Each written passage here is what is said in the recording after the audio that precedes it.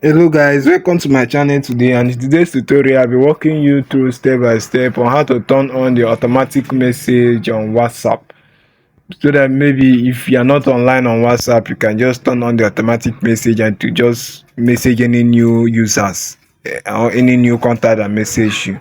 So the first thing you have to do is to go to your settings, then you scroll to business tools, the area where this arrow is pointing at right now. Then you tap on it. Let's allow it to load up. Then scroll down. You see area where they wrote greeting message. Tap on it. Then you turn it on. You turn it on in the area where this arrow is pointing at right now. Yeah. You turn it on. Once you turn it on, you can customize the message to your taste. Like this one I wrote, thank you for contacting with the affordable homes. So you can just change it to your own specific name. And that's it. Once it is on, then you hit on.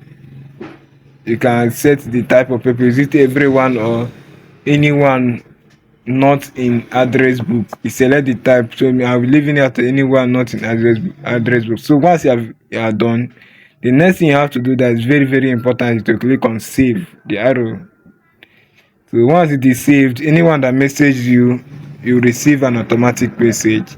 If you find this video helpful, please do well to subscribe. Bye.